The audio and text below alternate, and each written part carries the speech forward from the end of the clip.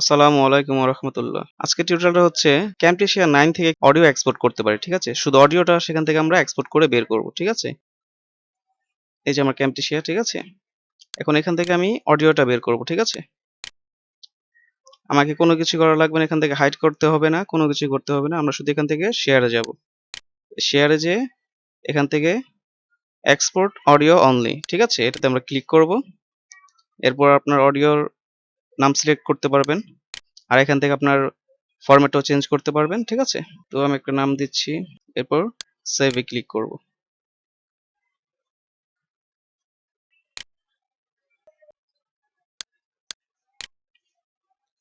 আসসালামু আলাইকুম ওয়া রাহমাতুল্লাহ।